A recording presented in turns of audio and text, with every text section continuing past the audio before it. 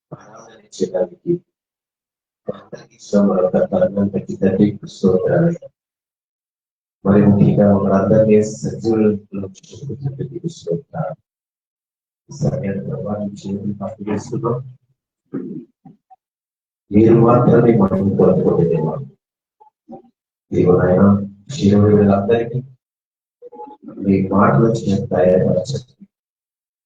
ఆశపరచమని యేసు క్రీస్తు వారిని ఒకరిని ప్రార్థించి అడిగి వేయవచ్చున్నాను.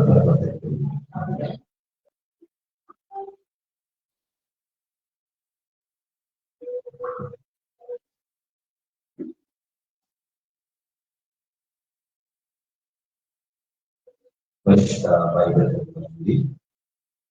భక్తులైన లూకా రాసినటువంటి సువార్త, లూకా సువార్త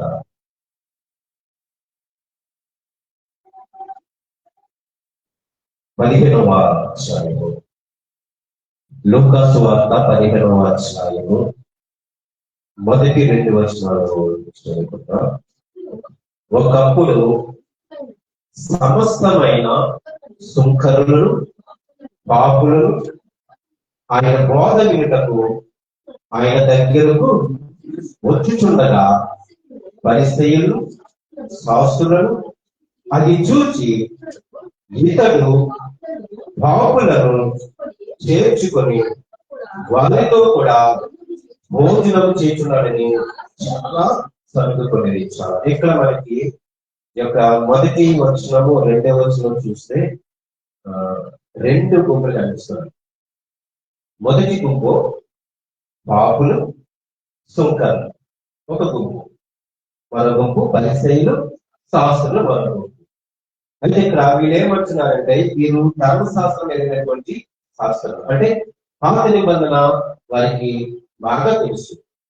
అయితే వారు ఏమనుకున్నారంటే ఈయన పాపులతో సహవాసం చేస్తున్నాడు అని వాళ్ళతో కలిసి ఈయన భోజనం చేస్తున్నాడు అని వారి హృదయంలో తొడుకుంటున్నారట. చెప్పలేంటి, ఈయన ఎలా చేస్తున్నాడేంటి, ఈయన ఎలా ఉన్నాడేంటి, పాపులతో సహవాసం చేస్తున్నాడేంటి, వాళ్ళతో కలిసి సహవాసం చేస్తూ భోజనం చేస్తున్నాడేంటి అని వారి హృదయం అనుకుంటున్నారు. ఇప్పుడు హృదయ రహస్యాలు వినేటువంటి దేవుడు, నువ్వేమనుకుంటున్నావో దేవుడికి తెలుసు. నా హృదయంలో నేనేమనుకుంటున్నానో దేవుడికి తెలుసు. ప్రతి ఒక్క హృదయ ఆలోచన, తలంపులు, ఉద్దేశాన్ని సమస్తం ఎరిగినటువంటి మన ప్రభు. ఇప్పుడు ఈ మాటలు గ్రహించి ప్రభువు ఉపమానాన్ని ప్రారంభించారు. ఎందుకంటే చెప్పాలంటే కాస్త పని మట్టి కొరకు. వేరే విధంగా నీకు అర్థం కావాలంటే ప్రభు ఏం చేయాలి, ఉపమాన రీతిగా మాట్లాడాలి, లేదంటే మనకు అర్థం కాదు. అందుకే దేవుడు అంటాడు తర్వాత 3వ వచనం, అందుకైన వారితో ఈ ఉపమానం చెప్పేను ప్రారంభించాడు. మొదటి ఉపమానం ఏం చెప్తున్నాడు, గొర్రె గురించి చెప్తున్నాడు. 2వ ఉపమానం గురించి ఏం చెప్తున్నాడు, భూమిన నాన్న గురించి చెప్తున్నాడు. ఇక 3వది ప్రాముఖ్యంగా ఈ రోజు మన అంశమైన తప్పిపోయిన కుమారుడు గురించి చాలా వివరంగా చెప్తున్నాడు. ఇది మనకి అందరికీ తెలుసు, అనేక మార్లు మనం విన్నాము. తప్పిపోయిన కుమారుని మాట లేదు, కానీ దేవుడి నుంచి దూరం అయిపోయిన కుమారుడు అని మనకి అర్థం అవుతుంది. ఈ ఉపమానంలో మనం చాలా మార్లు విన్నాం, అనేక మార్లు విన్నాం, అనేక మంది దావీదు సేవకులు చెప్పిన మాటలు మనం విన్నాం. కానీ ఈ రోజు ఇందులోని ఒక్క మాట తీసుకుందాం. ఈ రోజు యొక్క తప్పిపోయిన కుమారుడి సందర్భము, అంశము, సారాంశంలోంచి ఒక్క మాట మనం తీసుకొని దేవుణ్ణి మహిమపడతాం. దేవునికి స్తోత్రం చేద్దామా? దేవునికి స్తోత్రం, దేవునికి స్తోత్రం, దేవునికి స్తోత్రం. ప్రారంభిద్దాం. 11వ వచనం దయచేసి అందరూ చూద్దాం, జాగ్రత్తగా చదువుతాం. మరియు ఆయన ఇట్లా నేను 3వ ఉపమానం. ఓకే, మరియు ఆయన ఇట్లా నేను ఏమన్నాడు, ఒక మనుష్యునికి 2 కుమారులు ఉండేది. వాళ్ళలో చిన్నవాడు తండ్రి ఆస్తిలో నాకు వచ్చు భాగమని తన తండ్రిని అడగగా అతను వారికి తన ఆస్తిని పంచి పెట్టాను. ఇక్కడ అర్థమైంది. ఈ విషయం మనకు అర్థమైంది. ఒక మనుష్యునికి 2 కుమారులు ఉన్నారు, మనకు తెలుసు. చిన్న కుమారుడు ఏమంటున్నాడు, నాకు రావాల్సినటువంటి ఆశలు బాగా నాకు ఇచ్చే, నేను బ్రతుకుతాను, నా టాలెంట్ నేను చూపిస్తాను, ఎలా సంపాదించాలని నీకు చూపిస్తానని తనకేం కలిగింది, గర్వం కలిగింది, అహంకారం కలిగింది. ఇప్పుడు తండ్రి ఏం చేశాడు, సరే ఎవరికి రావాల్సినటువంటి భాగాన్ని ఇచ్చేసాడు. ఇక్కడ మనకు అర్థం. ఇప్పుడు చదువుతున్నాం. కొన్ని దినములైన తర్వాత ఆ చిన్న కుమారుడు సమస్తాన్ని కూర్చుకొని దూరదేశాలకు ప్రయాణిపోయి అక్కడ తన ఆస్తిని దుర్వ్యాపారం వలన పాడు చేసిన మరలా క్లోజ్ అయింది. ఏం చెప్పాడు? ఇప్పుడు ఏమైంది, నేను దూరదేశానికి వెళ్ళి వ్యాపారం చేసి సంపాదిస్తాను, అక్కడితో క్లోజ్ అయింది. ఇప్పుడు మరలా ఏమైంది, తర్వాత ఏమైంది, తన ఆస్తిని ఏం చేస్తున్నాడు, దుర్వ్యాపారం. అంటే స్నేహితులు ఎక్కువైపోయారు, స్త్రీల సాంగత్యం ఎక్కువైపోయింది, తాగుడికి బానిస అయిపోయాడు. ఇవన్నీ కలిపి ఏం చేశాడు, తన ఆస్తిని పాడు చేస్తున్నాడు. నెక్స్ట్ భాగం, అంతయు ఖర్చు చేసిన తర్వాత ఆ దేశమందు గొప్ప కరువు రాగా వాళ్ళు ఇబ్బంది పడసాగి వెళ్ళి ఆ దేశస్తుల్లో ఒకరి చెంత చేరేను. అతడు భక్తులను మేపుటకు తన పొలంలోనికి వాటిని పంపెను. వాడు పంతులు తిన పొట్టుతో తన కొడుకు నింపుకొని ఆశపడిను కానీ ఎవడు వానికి ఏమీ లేదు. అబ్బా, మూడో విషయం చాలా బాధాకరమైన విషయం. చివరికి ఎలా దిగజారిపోయాడంటే భక్తులు తినే పట్టు కూడా దానికి దొరకలేదట. అంటే ఎలా ఉంది స్థితి, ఎలా ఉంది పరిస్థితి? ఆశపడ్డాడట, ఆ పంతులు తినే పట్టు తిన్నాడు, దొరకలేదట. Okay, next. అయితే బుద్ధి వచ్చినప్పుడు వాడు నా తండ్రి యొక్క ఎంతో మంది కూలి వాళ్ళకు అన్నం సమృద్ధిగా ఉన్నది, దీనైతే ఇక్కడ ఆకలి ఎక్కడికి వచ్చింది మాట, చనిపోతానేమో నెక్స్ట్ చచ్చిపోతున్నాను, నేను లేచి నా తండ్రి ఎదుటికి వెళ్ళి, తండ్రి నేను పరలోకములకు విరోధంగా నీ ఎదుటను పాపం చేసి తిని ఇక మీదట నీ కుమారుడని అనిపించుకున్నటకు యోగ్యులు కాదు, నన్ను కూలి వాడిలో ఒకరిగా పెట్టుకోనమని అతనితో చెప్పేది అనుకోని తన మనసులో అనుకుంటున్నాడు. ఎలా అనుకుంటున్నాను, నా తండ్రి దగ్గర వెళ్ళిపోతాను, నా తండ్రి పాదాలు పట్టుకుంటాను, తండ్రి నన్ను క్షమించిన ఆయన, నీకు విరోధంగా ఉన్నాను, ఇంకొకటి పరలోకానికి వ్యతిరేకంగా ఉన్నాను, నన్ను క్షమించిన ఆయన అని అనుకున్నాడంట మనసు. ఓకే, ఇంతవరకు సారాంశంలో ఈ సందర్భంలో నిజమే. ఇప్పుడు తండ్రికి ఎంత కోపంగా ఉంటుంది, తండ్రి ఎలా గర్దించాలనుకుంటాడు, సమస్తం తన జీవితాన్ని పాడు చేసుకున్నాడు, తెలిసిన ఆస్తిని పాడు చేసుకున్నాడు, తనకున్న మంచి పేరుని కూడా పోగొట్టుకున్నాడు. ఇంకా చెప్పాలంటే ఆ ప్రాంత ప్రజలకి విలువలేని వాడిగా ఉన్నాడు, సంపూర్తిగా తన జీవితాన్ని పాడు చేసుకున్నాడు. ఇప్పుడు తండ్రి ఏమంటాడు,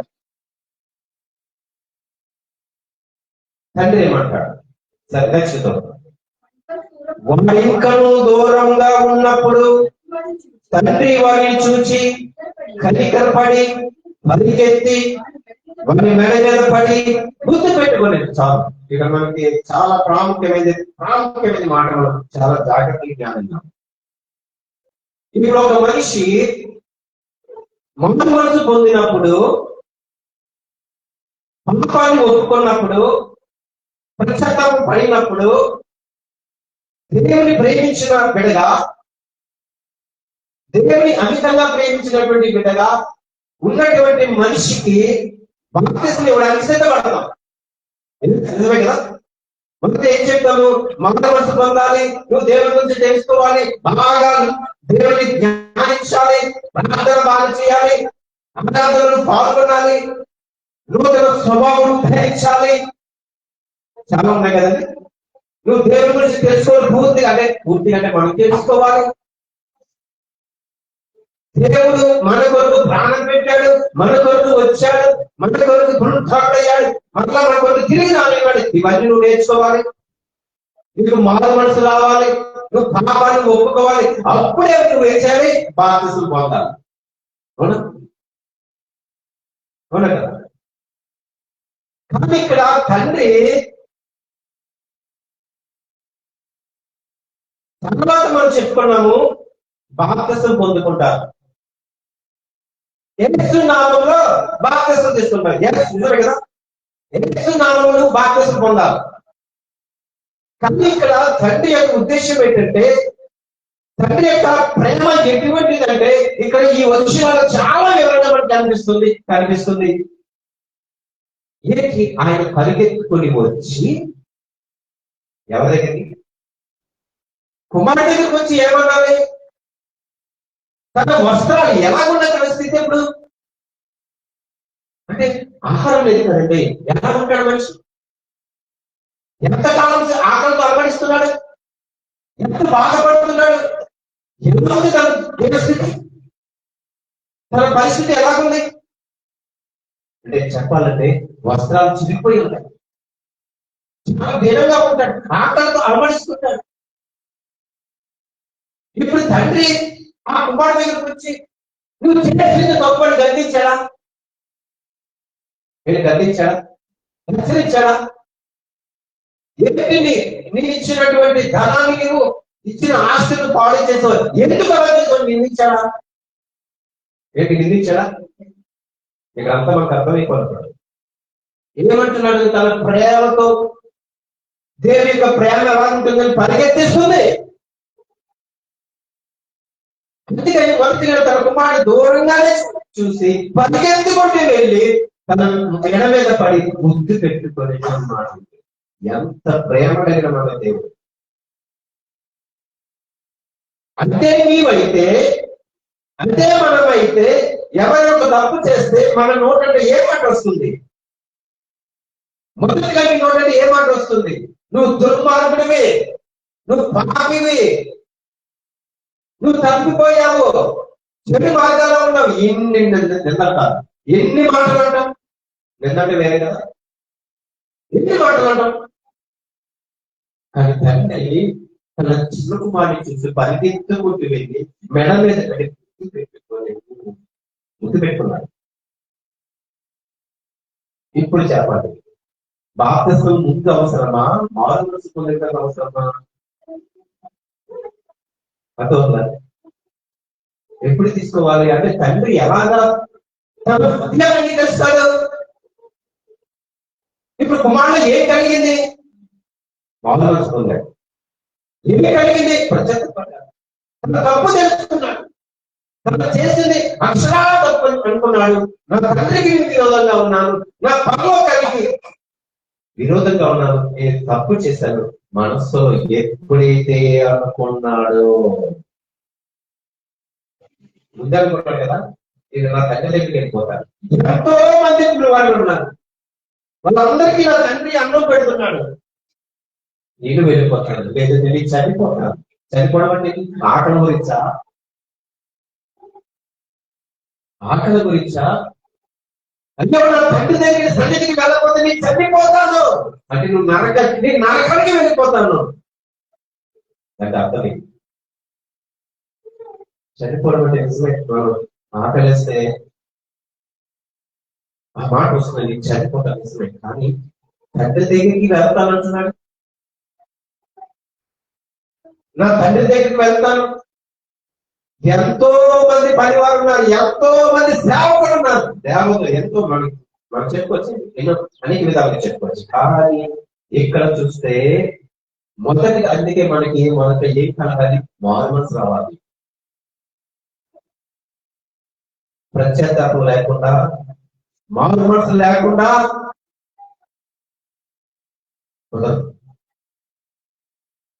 అందుకే తండ్రి కూడా చాలా వివరంగా చెప్పినాడు ఉపమానంలో. మొదటిగా ఏ కలిగింది కుమారుడికి ప్రత్యేకపడింది, మారు మనసు పొందుకున్నాడు, ఒప్పుకున్నాడు. నా తండ్రికి విరోధంగా పాపం చేస్తాను, పర్వతానికి వ్యతిరేకంగా పాపం చేస్తాను. ఎప్పుడైతే నువ్వు ఒప్పుకుంటావు, ఇప్పుడు ఇవన్నీ కలిగి ఉన్నప్పుడు ఇప్పుడు ప్రారంభమైంది. అప్పుడు కుమారుడు అతనితో, తండ్రి నేను పరలోకమునకు విరోధంగా నీ ఎదుటను పాపము చేసి తిని ఇక మీద చాలా ఈ మాట ఈ మాటలు చాలా జాగ్రత్తగా ధ్యానిస్తే ఎప్పటికీ నువ్వు అనుకున్నాను దేవుని ప్రేమ వచ్చింది.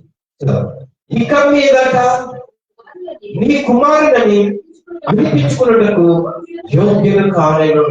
అయితే తండ్రి తన దాసులను చూచి ప్రశస్త వస్త్రము త్వరగా తెచ్చి వీరికి కట్టి ఒక ప్రారంభమైంది. ఏంటంటే ప్రశస్త వస్త్రం,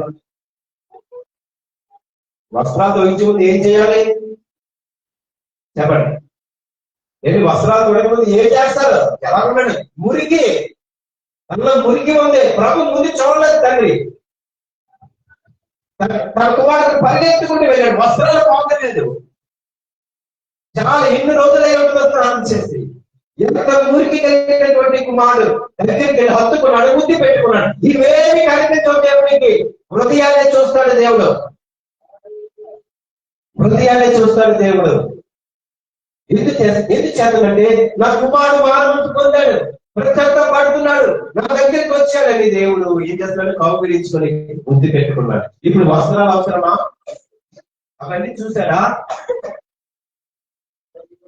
మురికి కలిగిన కుమారుని కౌగిలించుకున్నాడు కదా, ఇప్పుడు అవసరమా? కాదు. తను ఏం చూస్తున్నాడు? తండ్రి హృదయాన్ని చూస్తున్నాడు. ఇప్పుడు ఇవన్నీ కలిగిన తర్వాత ఇప్పుడు తప్పడుతున్నాడు. ఏమన్నాడు? ప్రశస్త వస్త్రాలు తీసుకురండి, త్వరగా తెచ్చి. ఎందుకు త్వరగా? త్వరగా ఎందుకు అన్నాడు? ఏమిటి చెప్పండి? త్వరగా త్వరగా మారు మనసు పొందాలి, త్వరగా పొందాలి, త్వరగా. ఎందుకు? తండ్రి అంత తొందర పెడుతున్నాడు. మారు మనసు ప్రత్యేకం. ఇప్పుడు నీకు ఏం అవసరమో ప్రార్థిస్తున్నాం, త్వరగా తీసుకురండి. అయితే త్వరగా తెచ్చి వీరికి కట్టి వీరి చేతికి వంకరం పెట్టి పాదములకు చెప్పులు తొలగించిన 3 విషయాలకి మనకు కనబడుతున్నాయి. ఏదో ఊరికి చదివేస్తాం మనం. బాప్తిసం తీసుకోవడానికి నా పని అయిపోయింది అనుకుంటున్నావా? ఇంకా దానికి నేను పర్లోకి వెళ్ళిపోతాను అనుకుంటున్నావా? తర్వాత ఏం చెప్తున్నాడు దేవుడు? తన ప్రేమకి ముందుగా తొలగించలేదు. తెలుసా? మనకి పర్లోక రాజ్యానికి సంబంధించిన విషయము దేవుడు ఇక్కడ మాట్లాడుతున్నాడు.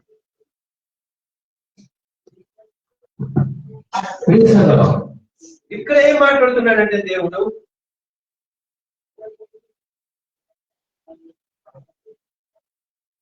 మనకి అధికారం ఇస్తున్నాడు. అధికారం అంటే పరలోక రాజ్యంలో మనకి అధికారం. మన చేతికి ఏ పొందుతామంటాడైనా వీళ్ళకి రాజ్యం అంటే మనం రాజకుమారుడు, నువ్వు రాజకుమారుడు. తర్వాత నువ్వేం చేయాలనుకుంటున్నావు?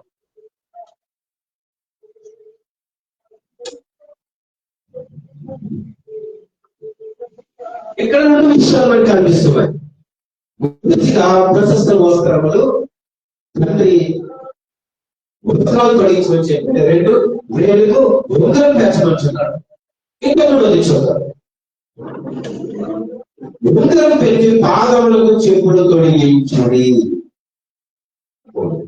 ఇది దేనికి సాదృశ్యం అంటే, ఇందాక చెప్పాను కదా, నువ్వు బాప్తిసం తీసుకున్నావంటే నీకు కూడా ఒక భారం ఉంది, నీకు కూడా ఒక భారం ఉంది. కనుక మనం జ్ఞాపకం చేసుకుంటే ఈ మాటలు కూడా 3 విషయాలు మనకి కనిపిస్తాయి. 1 వస్త్రములు, 2 ఉంగరాలు, 3 చెప్పులు. అంటే ఇక్కడ మనం కూడా నీకు కూడా భారం ఉంది. ఏ భారము? సువార్త చేయవలసిన భారము ఉందండి.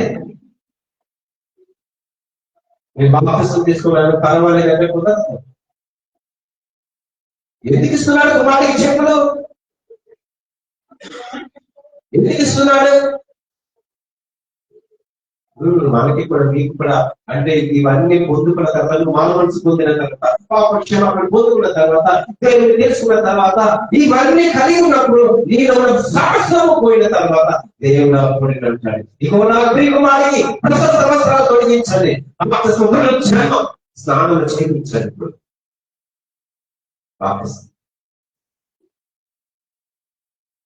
ఇప్పుడు ఇది మనకు అర్థం చేసుకుంటే దేవుడు పరిశుద్ధాత్మ దేవుడు చాలా వివరంగా మనతో మాట్లాడు. ఇక్కడ చూస్తే ఇప్పుడు తండ్రి యొక్క తర్వాత సంతోషం ఏంటి? ఏం జరిగింది చూడడం. క్రొవ్విన పశువుని తెచ్చి వధించుడి, మనం తిని సంతోషం ఉందాము అంటే సంతోషంగా ఉందాము అంటే ఇవన్నీ చూస్తే ఇక్కడ మనకి ఈ ఉపమానంలో ఏం అర్థమవుతుంది? చివరగా దేవుడు నీలో ఏం చూస్తాడు? ఏం చూస్తాడు దేవుడు? ఒకవేళ నువ్వు బాప్తిసం తీసుకున్నా, నువ్వు బలన తీసుకున్నా, ఒకవేళ నువ్వు తప్పిపోతున్నావేమో, దేవుడు ముందు నిన్ను సరి చేస్తున్నాడు, నిన్ను చూస్తాడు. ఒకవేళ నువ్వు బాప్తిసం తీసుకొని బలన తీసుకొని నువ్వు ఆరాధనకు వస్తూ మందిరానికి వస్తూ ఒకవేళ నువ్వు మరలా తప్పిపోతే కనుక ఏమి ప్రయోజనం? నీ కొడుకు దేవుడు పరిచయం వస్తాడా? నేను ప్రేమిస్తాడా? నేను హత్తుకుంటాడా? నేను మెడపై పడి గుర్తు పెట్టుకుంటాడా? ఎలా జరుగుతుంది అంటే మనం మాటికి తప్పిపోతాం. మనం ఎంతకాలం ఈ జీవితం ఇదా దేవుడు కోరుకున్నది? ఇదా మన నుంచి దేవుడు ఆశించినది? దేవుడు ఏదో కోరుకుంటున్నాడు. అందుకే మొదటిగా మనకి మనసు అనేది రావాలి, పశ్చాత్తాపం అనేది ఉండాలి. దేవుడు అంటాడు, ఇదిగో నా ప్రియకుమారుడు, నా ప్రియకుమార్తె ప్రస్తుతం తొలగించండి, ప్రేమ ఉంగరాన్ని తొలగించండి, చెవులు వేయండి. ఎందుకో తెలుసా? తప్పిపోయిన కుమారుడు సంపూర్తిగా అన్నాడు, ఇక మీదట నాయన చాలు, ఇంకో మాట నీ జీవితంలో ఒక్క మాట చాలు, ఇక మీదట నేను చెయ్యను, నా తండ్రి కుమారుని అనిపించుకుంటాను. అందుకే మనం అపోస్తల కార్యం కూడా చూద్దాం. అపోస్తల కార్యం 2వ అధ్యాయం. ఓకే, అపోస్తల కార్యంలో 2వ అధ్యాయంలో ఏ అంశం ఉందంటే మొట్టమొదటిగా పేతురు ప్రసంగము. పేతురు చేసిన ప్రసంగము వర్తమానము మొదటిగా ఇక్కడ చూస్తాము. ఏం చెబుతున్నాడు? యేసయ్య గురించి ఏం చెప్తున్నాడు? మనం ఏం చేయాలి అని చాలా వివరంగా మొదటి ప్రసంగంలో యేసయ్య గురించి వివరంగా చెబుతున్నాడు. అది నేను చూద్దాం. 2వ అధ్యాయము 38వ వచనం. పేతురు, మీరు మారు మనసు పొంది పాప క్షమాపణ నిమిత్తము ప్రతి వాడు యేసుక్రీస్తు నామమున బాప్తిసం పొందుకొని అప్పుడు మీరు పరిశుద్ధాత్మను వారు పొందేదారు. మొదటి ప్రసంగంలో దేవుడు చెప్పాడు. దేవుడు మొదటి పేదలు చేసిన ప్రసంగంలో మొదటిగా మనం చూస్తే ఇంకా పేదలు తన ప్రసంగంలో అద్భుతమైన మాటలు చెప్తున్నాడు. మీరు మారు మనసు పొంది పాప క్షమాపణ పొందుకొని ప్రతి వాడు యేసుక్రీస్తు నామమున బాప్తిసం పొందింది. ఈ ప్రసంగంలో ఎందుకు చేసిన ప్రసంగంలో మొదటి మాట ఏం చెప్తున్నాడు? ఎందుకు చెప్తున్నాడండి? 35వ వచనం చూడండి, ఏం చెప్తున్నాడు? మీరు మారు మనస్సు పొంది తప్పిపడిన కుమారుడు మారు మనస్సు ఒప్పుకున్నాడా లేదా? క్షమాపణ ఒప్పుకున్నాడా లేదా? ఇప్పుడు ఏం ఒప్పుకున్నాడు? యేసుక్రీస్తు నామములో బాప్తిస్మము పొందుకున్నాడు. అప్పుడు మీరు పరిశుద్ధాత్మైన వరము పొందేదేవు. దేవునికి స్తోత్రం చేద్దామా? దేవునికి స్తోత్రం, దేవునికి స్తోత్రం, దేవునికి స్తోత్రం. మంచిది కానీ తప్పిగా ఈ యొక్క ఉపమానంలో నువ్వు ఏం నేర్చుకుంటున్నావు? దేవుడు కథ చెప్పాడా? కథ అనుకుంటున్నారా? ఇది ఎవరికి వర్తిస్తుంది? ఎవరు కూడా ఎవరో బయట నుంచి ఆలోచన చేస్తున్నావా? ఇది ఎవరికి వర్తిస్తుంది? ఇది ఎవరికి వర్తిస్తుంది అంటే చిన్న కుమారుడికి మొదటిగా ఏ కలిగిన గర్వం ఉంది, అహంకారం ఉంది. నేను సంపాదించగలను, నాకు బలం ఉంది, నాకు టాలెంట్ ఉంది, నాకు శక్తి ఉంది, నేను ఎలాగైనా సంపాదించగలను అంటారు. కానీ అక్కడ ఏం జరిగింది? దురదృష్టం ఏంటంటే దేశం అంట కుండ వచ్చిందంట. ఆ దేశంలో కరువు వచ్చిందంట. ఎప్పుడు వచ్చింది? ఆస్తి పోయింది, అన్ని పోగొట్టుకున్నాడు, ఆ దేశంలో కరువు వచ్చింది. అంటే ఇక్కడ అర్థం అవుతుందా అన్నమాట? దేవుడు నాకు వద్దు, దేవుడు లేకుండా నేను బ్రతకగలను, దేవుడు సహాయం లేకుండా నేను ఉండగలను అనుకోని బయటకు వెళ్ళాడంట. సమస్యలు కోల్పోతాడట. చివరికి దేశం కూడా పాడుతుంది. ఏంటి దానికి అర్థం? ఏంటి దానికి అర్థం? ఒక వ్యక్తి పాడైపోయిన వ్యక్తి ఒక ప్రాంతంలో ఉన్నప్పుడు ఇంకొక ముగ్గురు పాడు చేస్తారు అంతేనా? అంతేనా?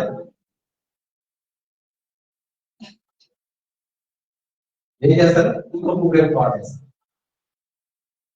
అందుచేత ఇక్కడ నువ్వు ఎక్కడున్నా దేవుని అండ నాకు అక్కర్లేదు, దేవుడు సహాయం నాకు అక్కర్లేదు, దేవుడు తోడు నాకు అక్కర్లేదు, నువ్వు వెళ్ళావనుకో దేవుడు అంటాడు, తెలిసిన నాకు వేరుగా ఉండి చెప్పండి, నాకు వేరుగా ఉండి నేనేమి చేయలేను ఆయన.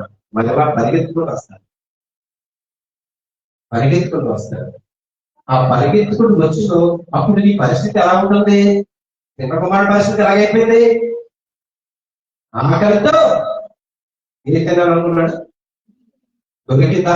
అది కూడా దొరకలేదు. అంటే జంతువులు తినేది, పక్షులు తినేది కూడా దొరకలేదంటే ఎంత దేవస్థితి!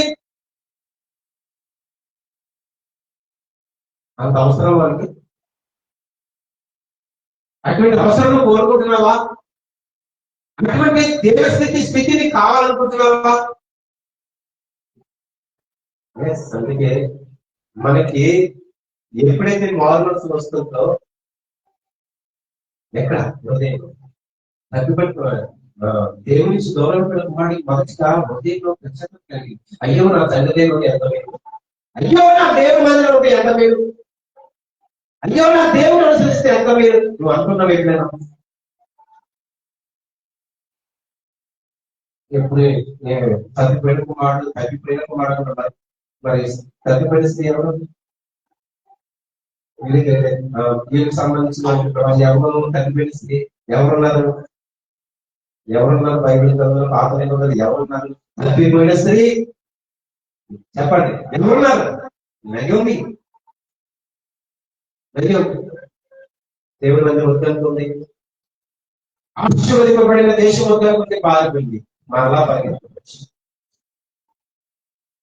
అంటే ఇక్కడ మనకి ఏమర్థం అవుతుందంటే నువ్వు వెళ్ళి ఎక్కడికి వెళ్తావు? నీ చేతిలో ఉండు, ఏ ప్రాంతానికి పరిగెత్తు, ఎప్పుడు కొడుకోలేదు పరిగెత్తు.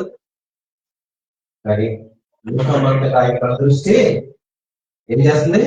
సంచారం చేస్తుంది. నువ్వు ఎక్కడికి వెళ్ళినా ఎక్కడున్నా కనీసమే ఒకవేళ పొరపాటు చేసావా, ఒకే ఆదిత్యగా జీవించావా, కానీ ఇక మీదట ఇదే మాట తన కుమారుడు అంటున్నాడు, ఇక మీదట నేను నా తండ్రికి నీ కుమారుడు అనిపించుకుంటాను, అంటే నా దేవుడికి నేను కుమారుడు అనిపించుకుంటాను అని మాట చెప్పు. మారు మనసు అంటే ఏదో బాప్తిసం తీసుకునే వచ్చేస్తుంది. ఎవరిస్తారు? నిజ ప్రత్యాతాపం, నిజమైన మారు మనసు, ఈ రెండు చాలా ప్రాముఖ్యమైనది. ఈ పాపాన్ని ఒప్పుకుంటాం, మనం పాపాన్ని ఒప్పుకుంటాం దేవుడి దగ్గర. అప్పుడు చెప్పండి, దేవుడు పరిగెత్తుకుని వస్తాం మీ దగ్గరికి. చాలా మంచి మాట్లాడేది. నిజంగా నువ్వు మారు మనసు పొందితే, నిజమైన పచ్చలు పడితే, పాపాన్ని ఒప్పుకుంటే దేవుడు నీ గురించి దిగి వచ్చేస్తాడు. నీ గురించి వచ్చేస్తాడు, గౌరవించుకుంటాడు, బుద్ధి పెట్టుకుంటాడు. నీ వస్త్రాలను చూడు, నీ శరీరాన్ని చూడు, నువ్వు ఎలాగో చూడు, నీ హృదయాన్ని చూసి దేవుడు హత్తుకుంటాడు, గౌరవించుకుంటాడు, బుద్ధి పెట్టుకుంటాడు. ఎవరుకుందండి భాగ్యం? ఎవరుకుంది భాగ్యం? అంటే మనం పేరు పెట్టుకున్న టైప్, నేను క్రీస్తు, నేను క్రైస్తవురాలని, ఈ క్రైస్తవులని మనకి మనమే పెట్టుకుంటాం. అది చేత ఇది ఎవరికి అర్థమయ్యేలా చెప్పాడంటే, అక్కడ శాస్త్రులు ఉన్నారు, పరిస్థితులు ఉన్నారు, వాళ్ళకి అర్థమయ్యే మతిపోతుంది. వాళ్ళకి ఏంటి ముఖమాట, ఏంటి అసలు వాళ్ళ ఉద్దేశం ఏంటో తెలుసా? పనికి బాగుండొచ్చు, కానీ లోపల ఏమన్నా పర్లేదా అని చెప్తున్నారు వాళ్ళు. దేవుడు నాయన పిచ్చి వాళ్ళారా? అది కాదు నాయన, పని రూపం కాదు నాయన, లోపల చూడు, లోపల చూడు, నాకు అర్థమవుతుంది. ఈ హోమాన్ని ఎవరికి? ఇప్పుడు ఏ గుంపుకి ఇది? పంపులు రాసుకుంటారు కాదు కదా, ఎవరికి? పరిస్థితి శాస్త్రులకి, వాళ్ళకి సంబంధించిన విషయం మాట్లాడుతుంది. ఓకే, అది పక్కన పెడతాం. మరి మన విషయం ఇప్పుడు మనకేనా? మనకు వర్తిస్తుందా? నేను మాట్లాడలేదు, ఇది మనకు కూడా వర్తిస్తుందా? అయితే నీకు మాల్గొడ్స్ ఉందా? ఒప్పుకుంటున్నావా? రాదు, మాట్లాడాలి. మనకు ఉందా? నీకు కూడా 100 బాప్తిసం తీసుకున్నాం కదండి, అదా దానికి అర్థం కదా. ఇంక నాకు పర్లేదండి, నేను ఎలా తిరిగినా పర్లేదండి, ఏం చేసినా పర్లేదు, ఎందుకని బాప్తిసం తీసుకున్నాం. జాగ్రత్త, మొక్క పెట్టుకోకు, అది బోర్డు తగిలించుకోకు, అది దేవుడు చూడడు. నీ హృదయం ఎలా ఉందో చూస్తాడు దేవుడు, నీ నిజస్థితి ఎలా ఉందో దేవుడు చూస్తాడు, నీ ప్రతి పరిస్థితి ఎలా ఉందో దేవుడు చూస్తాడు. అప్పుడు చెప్పు, బ్రహ్మ ఇదిగో నీ హృదయం అనుకుంటున్నావా, నీ మనసులో అనుకుంటున్నావా? నిజమే తండ్రి, నీకు విరోధులు కాదు, పరలోక రాజ్యానికి విరోధులు నీ పాపం చేస్తున్నావు. అర్థం చేసి నువ్వు దేవుడి రాజ్యాన్ని గురించి నువ్వు ఆలోచన చేయలేదు కాబట్టి మనం తప్పు చేస్తున్నాం. ఇప్పుడే నీకున్న బొమ్మ గుర్జంతా దేవకి సమస్య అర్థమవుతుంది, పరిస్థితి మరి నీకు అర్థమవుతుంది కదా. నేను అర్థమవుతుందా? వాళ్ళకి అర్థమవుతుంది. అయ్యో వీరు మా గురించి చెప్తున్నాడు, యేసయ్య ఈ ప్రభు మా గురించి చెప్తున్నాడు కుమారుడు. అర్థమవుతుంది అంటే ఏంటి అర్థము? ఇది ధర్మశాస్త్రాన్ని ఏమి పట్టుకున్నాం, ఈ రీతిగా నేను జీవించాలి అనుకుంటున్నాం, కానీ ఏంటి కుమారుడు ఏ రీతి చెప్తున్నాడు? ఎలా ఉన్నా పర్లేదని చెప్తున్నాడు ఏంటి? ఇప్పుడు చెప్పండి, ఎవరిని అంగీకరిస్తాడు దేవుడు? ఎవరిని అంగీకరిస్తాడు దేవుడు? ఎవరి గురించి ఆయన పరిగెత్తుకుంటూ వస్తాడు? చెప్పండి. అపోస్తలైన పేతురు, భక్తులైన పేతురు మొదటి ప్రసంగంలో ఏది చెప్పలేదు, నేను ఆశీర్వదిస్తాడు దేవుడు, నీకు మేలు జరుగుతుంది, నువ్వు ఇది సంపాదించని చెప్పలేదు, ఏం చేయలేదు, ఏమి వర్తమానం చెప్పాడు పేతురు. ఇవన్నీ మనం పక్కన పెట్టాం. ఇదిగో ఉన్న ప్రజలందరికీ అర్థమయ్యేలాగా మళ్ళా చెప్తున్నాడు, ఇదిగో యేసు నామములో మీరు మారు మనసు పొందాలి. మొదటిగా ఇది నేర్చుకోండి, మీ పాపాలను ఒప్పుకోండి, నేర్చుకోండి, మీ పశ్చాత్తాపడండి. అప్పుడు యేసు నామంలో, యేసు నామం అంటే ఏంటి? నామం అంటే ఏంటండి? మీ నామం చెప్పండి, ఏంటి అర్థండి? మాట్లాడుతుంది యేసు నామం అంటే ఏంటి? ఇక నామం అంటే ఏంటి? పేరు. యేసుక్రీస్తు పేర బాప్తిసం తీసుకోండి. ఏం తీసుకోండి? బాప్తిసం తీసుకోండి. అప్పుడు పరిశుద్ధాత్మ వరము పొందుకుంటారు. ఎవరో నీకు పొందడం ఈ వారం పొందుకో, ఈ వారం పొంద అక్కర్లేదు. ఎప్పుడైతే నువ్వు వారం పొందుతావో, ఎప్పుడైతే నిజ ప్రక్షాపడతావు, పాపాన్ని ఒప్పుకుంటావు, పరిశుద్ధాత్మ వరకు అవునండి. ఇంకా అక్కడికి లేకుండా చూస్తున్నావు కదా. ఎలా ఉంటుంది పరిశుద్ధాత్మ వరకు? పరిశుద్ధాత్మ నీలో పనిచేస్తుంది. ఎలా ఉంటావు? నీ మనసు మారిపోతుంది, ఆలోచనలు మారిపోతాయి, తలంపులు మారిపోతాయి, ఉద్దేశాలు మారిపోతాయి, నీ నడవడిక మారిపోతుంది, ఈ ఆలోచన మొత్తం సమస్తం మారిపోతుంది. అలా ఉంటుంది పరిశుద్ధాత్మ మారిపోతుంది. ఎంత పడిపోవడం కాదు, ఏంటి ఎంత పడిపోవడం కాదు. ఏసయ్య పడిపోయిన వాళ్ళు లేకుంటే చాలా మంది వెళ్ళబడతారు. పరిశుద్ధాత్మ వరం పొందుకుంటే కనుక ఇప్పుడు ప్రారంభమవుతుంది నిజస్థితి ఏంచో. ఇప్పుడు అర్థమవుతుంది నీ హృదయ పరిస్థితి ఏంచో. ఇప్పుడు మనుషులు తెలియాలా? అక్కడే నీకే తెలిసిపోతుంది. ఒక పరిశుద్ధాత్మ నాలుగు వారు ఉంది కదా, మా ఎంతగా పనిచేస్తుంది. ఏం చేస్తావు? పరిశుద్ధాత్మ వారు పనిచేస్తే ఏం చేస్తావు? ప్రార్థన చేస్తావు. పరిశుద్ధ వారు నీ పని చేస్తే కనుక ఏం చేస్తావు? వాక్యం చదువుతావు, పరిగెడతావు మందిరానికి, దేవుడి కొరకు ఆశ కలిగి ఇగో దేవుడు నాతో మాట్లాడబోతున్నాడు ఈ రోజు పరిగెత్తుకుంటూ వస్తాం. అందుకే మనం ఉపమానం మనకి కూడా వర్తిస్తుంది. దేవుడు నీ కొరకు రావాలంటే ఇదిగో నా ప్రియ కుమారుడు, నా ప్రియ కుమార్తె ఎంతగానో నన్ను ప్రేమిస్తున్నాను కాబట్టి వాళ్ళు మనసుకొని వెళ్తారు. అందుకే నీ కొరకు నా కొరకైనా ఎక్కడికి దిగి వచ్చాడు? పరలోకం నుండి ఎక్కడికి దిగి వచ్చాడు? భూమికి వచ్చేస్తాడు. అంతగా బాధపరచబడ్డారని నశించిపోతున్న ఆత్మల కొరకు ఆయన దిగి వచ్చాడు. నశించడానికి వెలికి రక్షించడానికి ఆయన వచ్చాడు. ఇప్పుడు అర్థమవుతున్నాడు. ఓకే, ఇప్పుడు సుంకరలు పాపులు ఒక గుంపు, ఒక కేటగిరీ ఉన్నారు. ఇంకొక గ్రూప్ ఏంటి? పరిస్థితులు శాస్త్రం. ఇప్పుడు నువ్వు ఏ గుంపులో ఉన్నావు? పాపులని క్షమిస్తారా లేదా? సుంకం వసూలు చేసేవాడు సుంకర్లే దేవుడు క్షమించాడా లేదా? క్షమించాడు. ఇప్పుడు ఎవరు క్షమించలేదు? ఓకే, ఇప్పుడు శాస్త్రంలో పరిస్థితి సంబంధం ఎవరంటే పెద్ద కుమారుడు ఇంట్లోనే ఉన్నాడు, అన్ని తెలుసు, దేవుడి గురించి తెలుసు, తండ్రి గురించి తెలుసు, అన్ని తెలుసు. ఇప్పుడు అంటున్నాడు ఏ దయ్యాన్ని చేసేది తండ్రి? దేవుడు తెలుసు. అక్కడ ఏమి రాయబడింది తెలుసా? నా సహోదరుడు అనలేదు, ఏంటి నీ కుమారుని ఎలా చేస్తావు అంటున్నాడు. ఎంత వైరసింది కుమారుడా, నీ కుమారుడు వచ్చాడు, నీ కుమారుడు అంటున్నాడు. అంటే నా సహోదరుడు అంటలేదు. ఈ తప్పిపెట్టిన కుమారుడు పాడు చేసుకున్నాడు, ఇలా చేశాడు, మమ్మల్ని కవిలించుకుంటావా? కవిత చేస్తావా?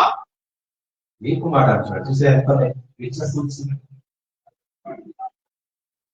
ఇప్పుడు పెద్ద కుమారుడు శాస్త్రం పరిశీలకు సంబంధించిన వాడు. ఇప్పుడు తప్పిపోయినటువంటి కుమారుడు, చిన్న కుమారుడు ఎవరంటే పాపులకు సంబంధించిన సుంకలకు సంబంధించిన వాడు. ఇప్పుడు ఎవరు ప్రోగ్రెస్ పొందారు? ఒక సుంకరు ప్రార్థన చేస్తాడు, ఒక పరిశీలన ప్రార్థన చేస్తాడు, అది మనకి తెలుసు.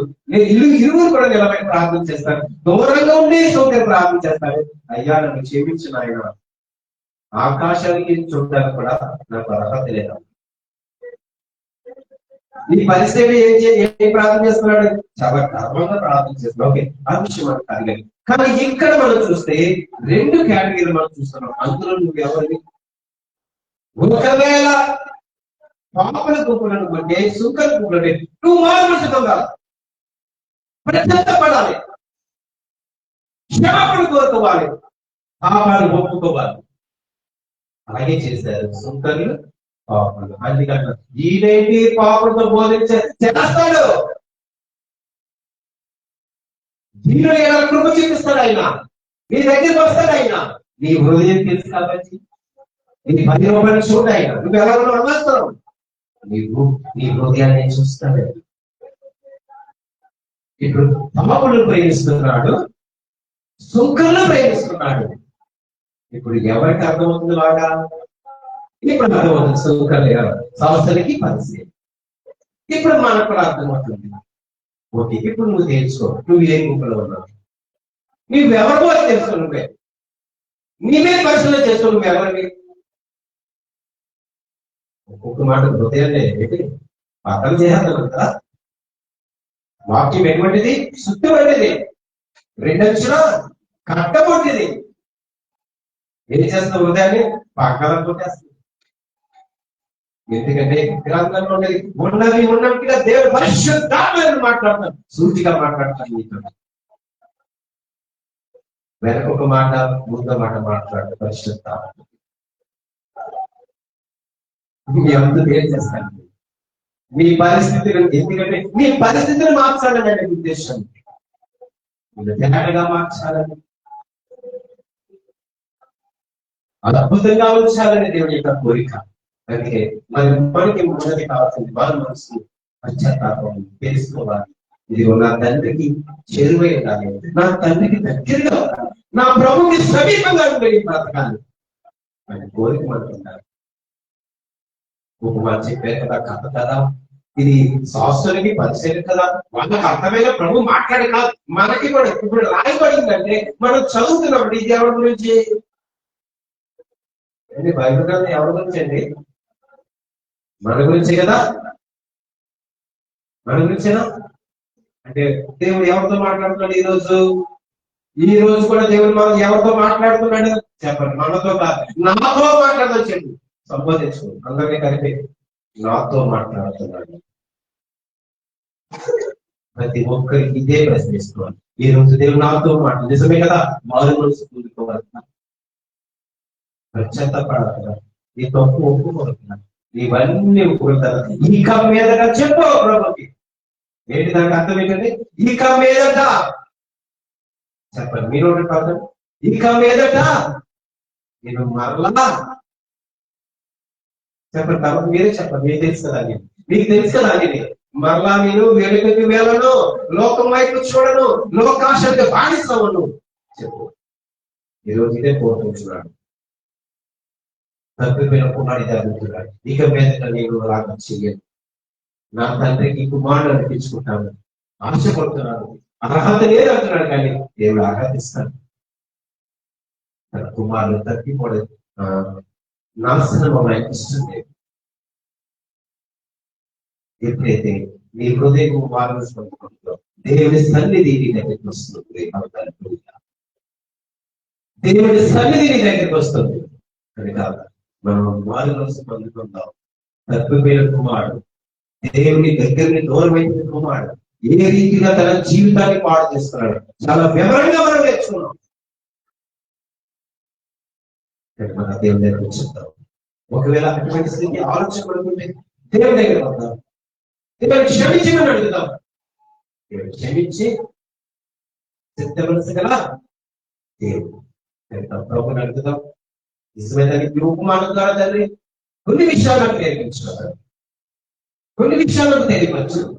నిజమే తండ్రి, నేను విన్నది విడిచిపెట్టుకోకుండా తల పోసుకుంటూ దాచుకుంటూ వాక్య ప్రకారం నీ బ్రతుకుతారయ్యా. నన్ను జ్ఞాపకం చేసుకొని ప్రార్థించేద్దాం. ఖచ్చితంగా నీ ప్రార్థన పెంచాలి.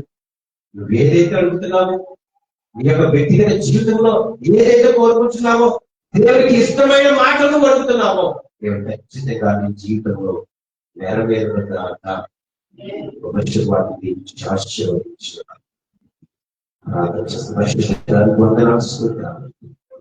నీకు స్థుతులు చెల్లిస్తున్నామయ్యా. నీకు కావాల్సిన తండ్రి, యాజకునైనా భక్తులైనా లోకాల సువార్త 15వ అధ్యాయంలో ఉన్నటువంటి అయ్యా గుణోపమాన్ని ధ్యానించాం తండ్రి. ఆయన అయ్యా ప్రతి విషయము మనలో శరీర ప్రభా అద్భుతంగా మాతో మాట్లాడేందుకున్నా తండ్రి, నీకు స్తోత్రాలు చెల్లించుకుంటున్నాం ప్రభు. అయ్యా ఇది మా కొరకే ఏర్పాటు చేస్తారు, మా గురించి వివరించారు, మన జీవితాలని సరి చేసుకోవాలని మాతో మాట్లాడారు తండ్రి. నీకు స్తోత్రాలు. సమయాన్ని బట్టి ఇచ్చినటువంటి యోగ్యతను బట్టి తండ్రి నీకు స్తోత్రాలు. నీ బిడ్డలుగా, నీ కుమారులుగా, కుమార్తెలుగా ఉండగలడానికి సహాయం చేయండి ప్రభు. ఆ రీతిగా ఉండాలంటే ఏం చేయాలో ఈ రోజు మాట్లాడాలి, ఏ విధంగా ఒప్పుకోవాలో మాట్లాడాలి. అటువంటి స్థితి, అటువంటి మనస్సు, హృదయాన్ని మనందరికీ దయచేయమని ఏస్తున్నామని బట్టి ఉంటున్నాను. తండ్రి కుమారుడు పరిశుద్ధ దేవుని దీవెనాశీర్వాదాలు ఇప్పుడు ఎల్లరికీ సదాకాలం ఈ ఆరాధనకు వచ్చిన ప్రతి కుటుంబాన్ని దేవుడు దీవించి ఆశీర్వదించును గాక. ఆమేన్. ఆమేన్.